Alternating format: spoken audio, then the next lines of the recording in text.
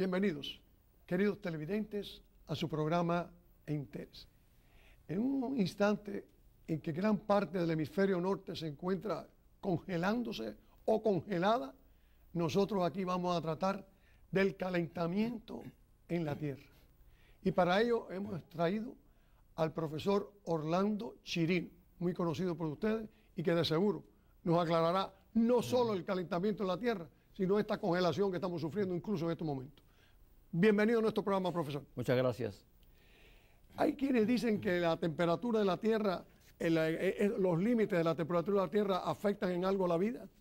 Claro, es interesante, hasta un poco irónico quizás para algunos televidentes, el hecho de que estemos hablando del calentamiento global cuando está haciendo tanto frío. Pero hay que recordarle a los televidentes que la mitad sur del mundo, en esa parte es verano. O sea, todos los países que se encuentran al sur del Ecuador están en el verano.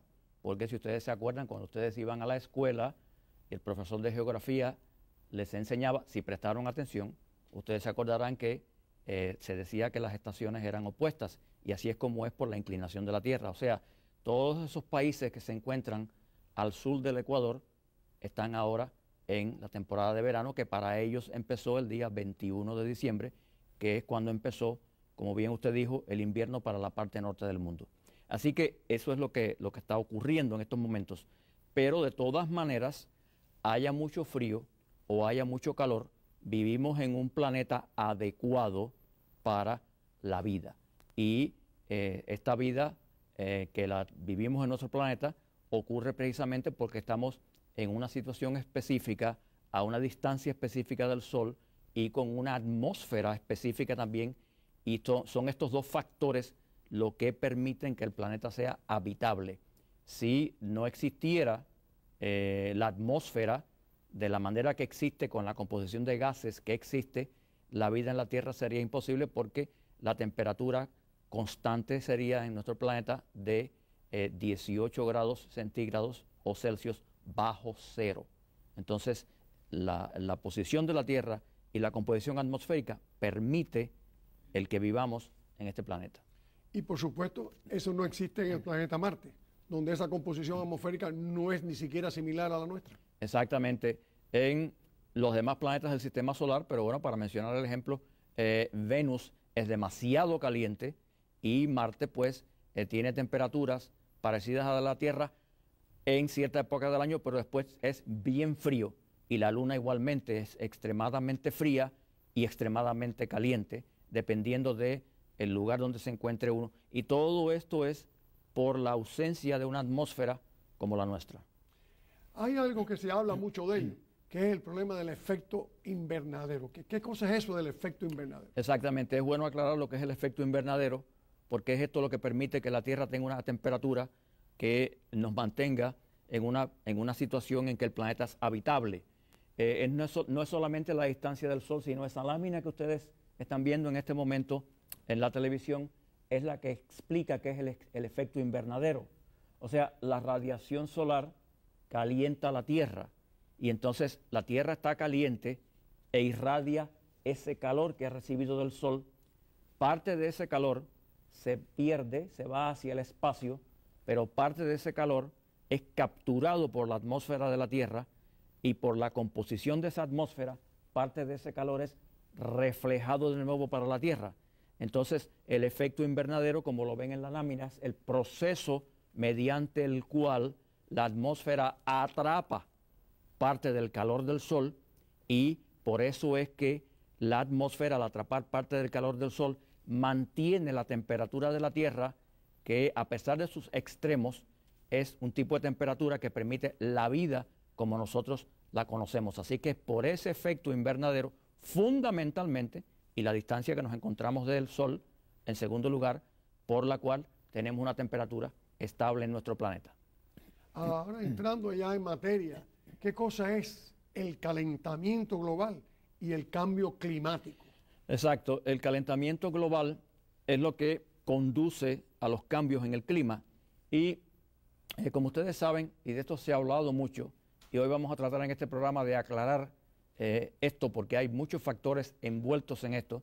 el calentamiento global es el aumento paulatino de la temperatura de la Tierra. O sea, la temperatura de la Tierra ha ido aumentando y esto no solamente lo sabemos de datos de satélites norteamericanos mayormente, pero sino de muchos satélites de otros países también que estudian la superficie de la Tierra.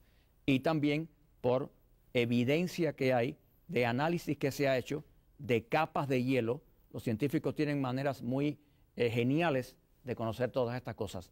Y aparte de eso también, los países del mundo miden la temperatura.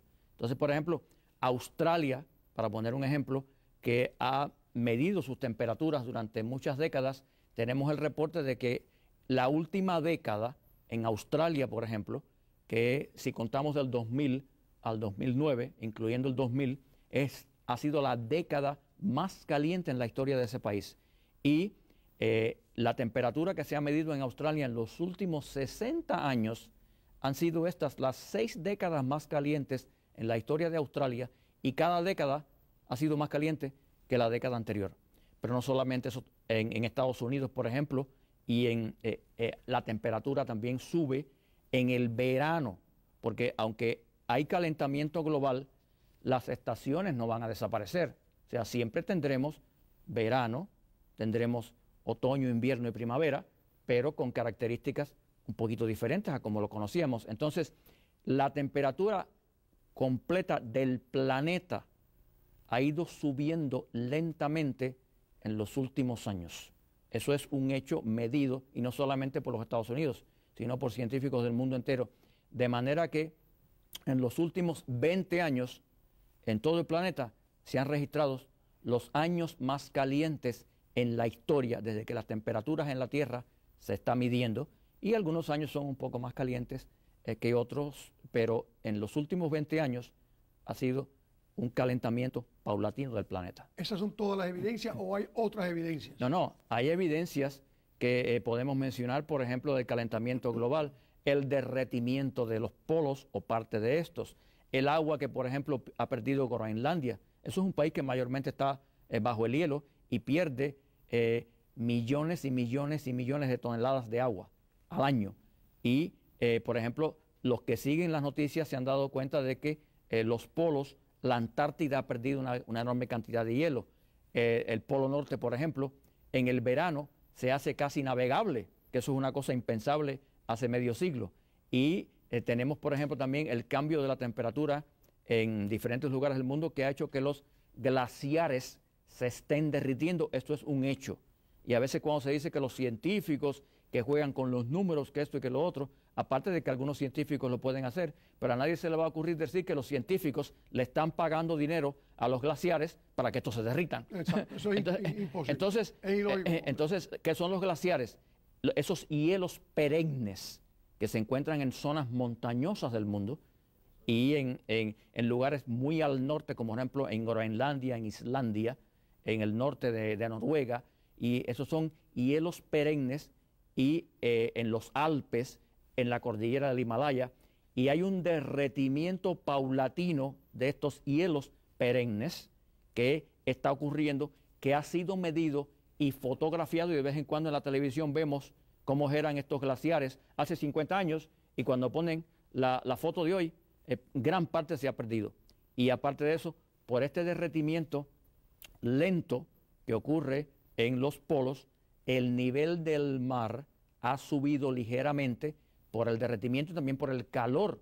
El nivel del mar ha aumentado. Cuando un cuerpo se calienta, pues se dilata. Y tenemos la evidencia en las islas del Pacífico Sur, países tan pequeñitos como por ejemplo Tonga. Ese es el nombre de una islita que se llama Tonga, y en esa isla ya la evacuación en Tonga se está haciendo, y la isla se está evacuando, y se piensa que la isla va a tener que ser evacuada completamente, porque cada vez que la marea sube, y esto ocurre un par de veces al día, la isla entera se inunda. Entonces, usted no puede vivir en un lugar donde tiene penetración del mar 1 o 2 veces al día, y esto es constante. Y esto ya va a ocurrir también porque el nivel del mar ha subido y se ha medido en otras islas como el archipiélago de Kiribati, que se encuentra en el Pacífico. Y bueno, pues aquí la gente dirá, bueno, a mí qué me importa, dirán algunos, lo que esté pasando en Tonga o en Kiribati. está bien, a nosotros quizás no nos importe, pero a la gente que vive allí se le importa.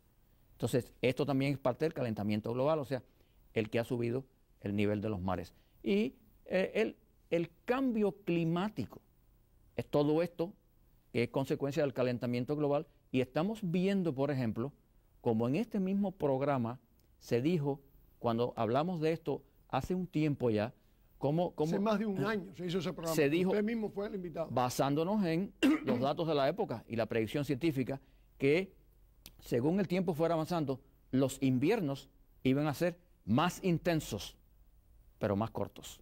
Y eso estamos viendo, por ejemplo, los inviernos clásicos del pasado, ya se empezaba a sentir frío en el otoño. Sin embargo, el otoño se mantiene caliente en muchos lugares del mundo, y es cuando ya está bien cerquita el invierno, que oficialmente empieza el día 21 de diciembre, cuando entonces empieza a arreciar el frío. Y esto también tiene su explicación, y la vamos a dar de aquí a un rato. Usted ha dicho tanto derretimiento, de que tanto problema que está habiendo con ese calentamiento de la Tierra, que también viene ahora a mi mente, como los periódicos, la prensa, hemos visto los problemas que ha habido últimamente de culpar al hombre, de culpar a los seres humanos de ese calentamiento. ¿Hasta qué punto los humanos somos culpables de ese calentamiento? Somos un poco culpables, pero a mí me parece que la actividad humana se ha culpado demasiado, porque hay muchos factores que influyen en el calentamiento global, y algunos de estos factores incluso no los conocemos. Entonces, sí ha habido actividad humana. Desde luego, hemos hablado de que después de la revolución industrial, los gases contaminantes, que son precisamente esos gases, parte de esos gases que la atmósfera tiene, que producen el efecto invernadero, pues si esos gases, ciertos gases aumentan, el efecto invernadero aumenta y el calor empieza a subir en la superficie de la Tierra. Es verdad que después de la revolución industrial ha aumentado la producción de gases contaminantes, las industrias, el dióxido de carbono por un lado, el monóxido de carbono por otro lado y el vapor de agua también. O sea, ha habido una producción de gases contaminantes que ha aumentado después de la revolución industrial y en los últimos 100 años. Y esto ha influido un poco en el calentamiento global. Hay que también agregar ciertas causas naturales, como por ejemplo la quema de los bosques, las erupciones volcánicas, todas estas cosas, más la actividad humana. Pero esto no es todo, esto es una pequeña parte del problema.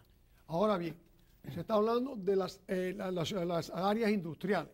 Podríamos hablar de parte de Europa, América, pero y todas esas grandes áreas como en Sudamérica, como en África, que no son áreas industriales, como todos esos desiertos, todo eso, no beneficia a que no existe ese calentamiento. ¿Por qué no se habla de ese lado opuesto? Porque yo creo que no se ha explotado el mundo entero como para pensar que el calentamiento lo han producido los humanos. Bueno, ya dije que la actividad humana es una pequeña parte. ¿Okay? Pero se explota bastante eso, y es constante la lucha que hay contra el problema nuestro, que somos los culpables de todo ese calentamiento. Yo creo que se exagera, y ahí también hay sus intereses, ¿okay? Pero se exagera. Ahora bien, el problema es que nuestro planeta es un todo armonioso, y cuando parte se calienta el resto, y lo que pasa en un lugar influye en lo que pasa en otro, en la cuestión de las corrientes marinas, por ejemplo, en la cuestión de las lluvias y de las nubes que se forman. Todo eso es muy interesante. Y lo que ocurre es que, aparte de que hay zonas que son más industrializadas que otras, por ejemplo, ya China hace más de un año que le pasó a los Estados Unidos en la emisión de gases contaminantes, porque antes le echaban la culpa a este país. Bueno, pues ya China va adelante y la India no se queda atrás. Y los países en vías de desarrollo no se quedan atrás, eso vienen también. Entonces, el calentamiento global ocurre en parte por la contribución humana, pero es muchos países del mundo. Y aparte de eso también tenemos los automóviles también, que existen en el mundo entero. Y si hay áreas, como los desiertos, por ejemplo, donde no existen esas condiciones, esas áreas son afectadas, porque si la tierra entera se calienta completamente, el calor se distribuye, y esto afecta a áreas también donde no hay mucha población. En todo este calentamiento, ¿qué papel juega el sol? El sol es importante, pero hay que aclarar algo sobre el sol, porque también hay equivocación en cuanto a esto. La gente dice, no, el humano no ha contribuido tanto, no ha contribuido en nada, es el sol. El otro día yo estuve oyendo un programa de radio donde la persona que habló pues no está documentada sobre esto, y entonces es el sol. Mire, si nosotros fuéramos solamente a culpar el sol, pues entonces el sol solamente calentaría la Tierra por un poco de tiempo y después pues la dejaría de calentar en cuanto al calentamiento global, porque el sol tiene un periodo de 11 años, tiene un periodo de actividad y un periodo donde no hay actividad. Pero es que el calentamiento global no sigue ciclos de 11 años. Entonces, no podemos culpar el ciclo de actividad solar con el calentamiento global. Sí podemos hablar del sol como un todo, y como vamos a hablar más adelante, la interacción del sol y la Tierra, pero no los periodos de actividad solar. Porque si fuera solamente esto, tendríamos que seguir entonces el periodo de actividad solar de 11 años, y de hecho, el último periodo, que aquí en un programa también lo tratamos, ha sido un periodo totalmente inactivo, que los científicos no se explican por qué ha sido así. Así que no es el sol solo el que lo hace. ¿Qué siglos por los que atraviesa nuestro planeta pueden afectar también todo este sistema? Okay.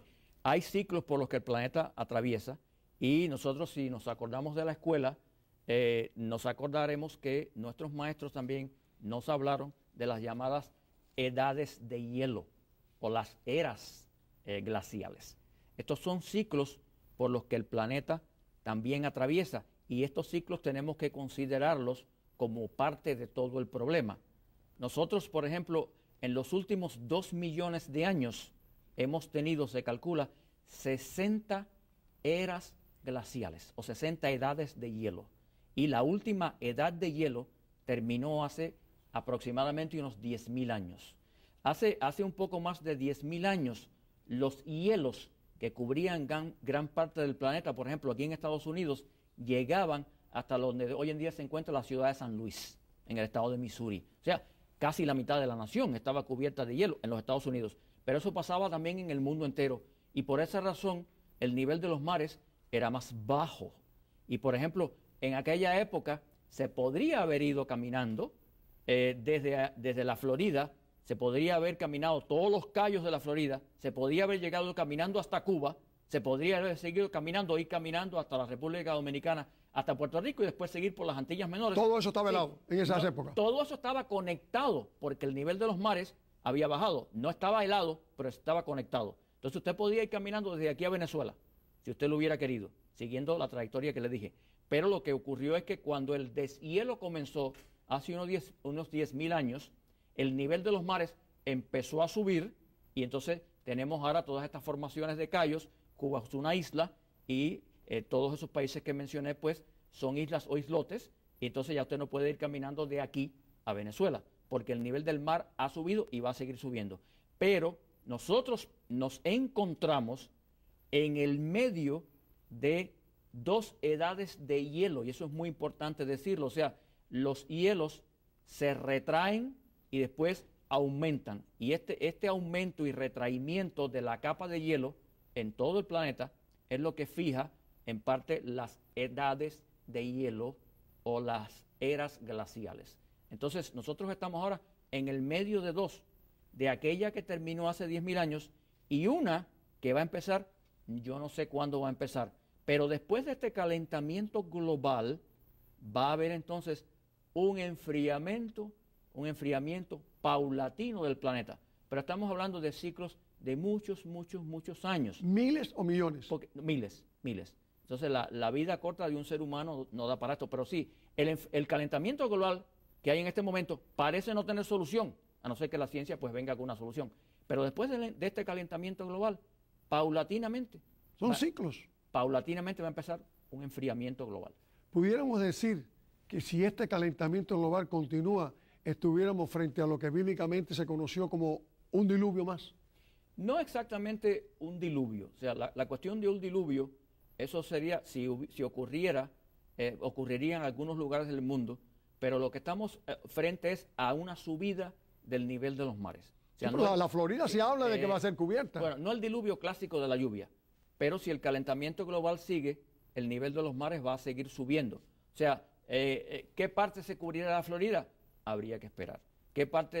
Pero lo que sí ya sabemos, porque lo estamos viendo, es que esas islas del Océano Pacífico, fundamentalmente las que yo mencioné, está el mar subiendo de tal manera que hay evacuación planeada para algunas y evacuación en estos momentos ocurriendo en una de ellas. Pero Venecia, profesor, acabo de leer yo hace unos días que Venecia, yo estaba en Venecia y he visto subir el agua, pero sí que esta vez fue tremendo, no sé cuántos pies ha subido el agua en Venecia, donde ya peligra a las casas y la vida de las personas. Ocurre que de vez en cuando, por el hecho de que el nivel de los mares ha subido un poco, no mucho, pero ocurre que cuando hay ciertas condiciones, por ejemplo, de la luna, que influyen en las mareas, cuando hay luna llena o luna nueva, y esto coincide con mayor cercanía de la luna a la Tierra, porque la órbita de la luna alrededor de la Tierra no es circular, sino hace lo que se llama, es excéntrica, de cierta manera, o sea, y es un poquito ovalada, vamos a usar esa palabra, o elíptica, que es el nombre científico. Pues entonces cuando la luna está cerca de la Tierra y es luna llena o luna nueva, que en luna nueva está en la dirección del Sol y en luna llena está opuesta y la Tierra en el medio, vamos a explicarlo de esa manera, pues hay mayor fuerza, la luna que ejerce la fuerza y también combinada un poquito con la gravedad del Sol. Y cuando esto ocurre, las mareas suben un poco más y ha habido penetración en algunos lugares, como usted dice el caso de Venecia, pero otros lugares, y en la ciudad de Miami ya ha ocurrido en 2 o 3 ocasiones que el agua salada de la playa sale por los tragantes de Miami Beach. Y eso es porque hay penetración, pero no tenemos el problema que tienen esas islas del Pacífico. ¿Cuáles son los movimientos de la Tierra que también afectan todo este fenómeno? Eso es muy, muy importante. Muy importante los movimientos de la Tierra, porque, como yo dije anteriormente, no es solamente el Sol. El Sol es parte de la situación, pero es la forma en que la Tierra se mueve, la órbita de la Tierra y los distintos movimientos que la Tierra tiene. Cuando nosotros íbamos a la escuela, el maestro, una vez más, nos enseñaba que la Tierra tenía su rotación, la Tierra tenía su traslación alrededor del Sol, y ahí se quedaba. ¿Okay?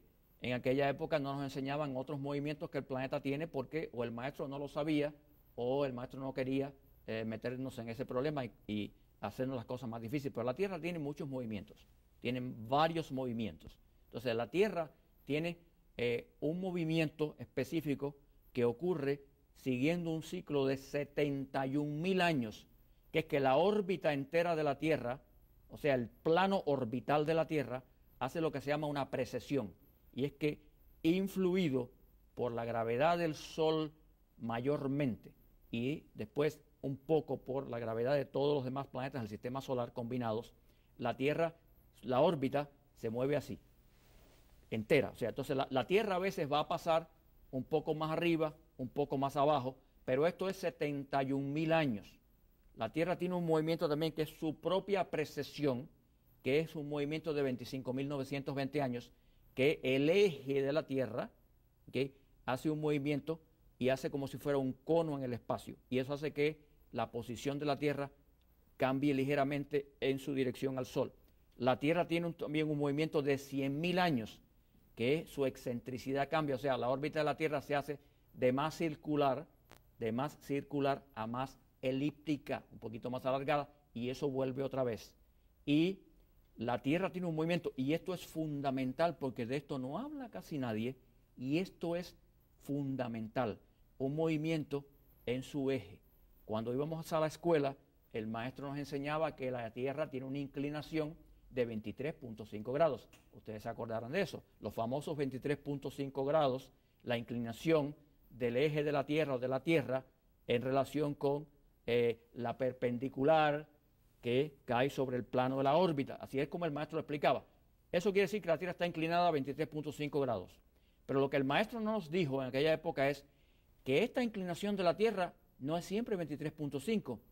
Esta inclinación de la Tierra va desde casi 25 grados hasta casi 21 grados. Pero generalmente va de 21 punto algo a 24 punto algo. ¿En qué tiempo? 41.000 años. Sí, por eso está. Y esto es lo que yo creo que es extremadamente interesante, porque esa oblicuidad, esa inclinación está cambiando. Y ahora vamos en la dirección de los 21 punto y algo grados. O sea, la inclinación de la Tierra es ahora menor y va a seguir siendo menor. Y por esta razón, los trópicos se encogen 14.8 metros todos los años. O sea, el trópico de Cáncer, que es el trópico que pasa entre Cayo Hueso y La Habana, está bajando. Y el trópico de Capricornio, que es el trópico del hemisferio sur, está subiendo. Entonces, y este encogimiento de que un trópico va hacia el otro, ocurre a razón de 14.8 metros por año. ¿Y cómo se ve eso en la práctica? Esa es la gran pregunta. ¿Cómo se ve eso? Quiere decir que los rayos del sol paulatinamente van a seguir cayendo sobre los trópicos y el área tropical de manera más directa todavía. Y eso va a hacer que en los trópicos el calor aumente mucho más. Entonces tendremos veranos mucho más calientes. Pero al mismo tiempo los rayos del sol van a caer entonces menos directos sobre las zonas templadas del planeta. Y entonces ahí va a ser más frío. Pero el frío va a ser muy intenso, pero va a ser más corto. Pero el calentamiento total será global entonces, porque sí, va a haber frío. Y aunque va a haber frío, pero los otoños serán un poco más calientes. Y muy, muy, muy importante también. Así que el ciclo de 41.000 años es importante, pero también hay una cosa muy importante que yo quiero aclarar. La temperatura de Europa debería ser mucho más fría de lo que es, pero no lo es precisamente porque la corriente del Golfo, que es una corriente caliente, llega hasta Europa y la calienta un poquito. Pero cuando usted tiene el derretimiento de los polos y toda esa agua fría de los polos en el Océano Atlántico Norte, que es el que estamos hablando ahora, la corriente del Golfo no llega a Europa como llegaba antes y va a calentar un poquito Europa. Y por eso los fríos son más intensos y más cortos. Y esto afecta el planeta entero, porque toda la temperatura del planeta funciona interrelacionadamente. Profesor, nos queda menos de un minuto. ¿Hay factores políticos detrás de todo esto? Porque en la actividad humana, en esto se me olvidó preguntarle eso.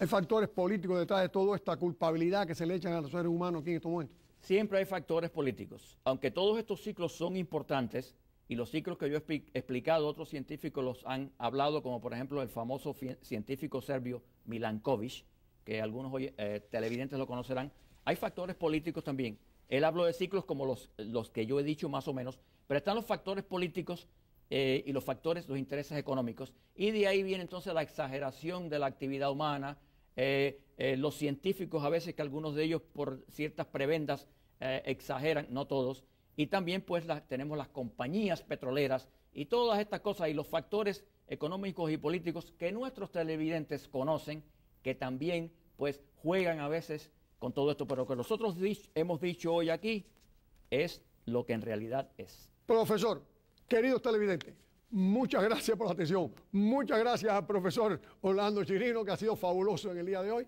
Y sin más, hasta el próximo domingo. Se despide de ustedes Jesús Angulo.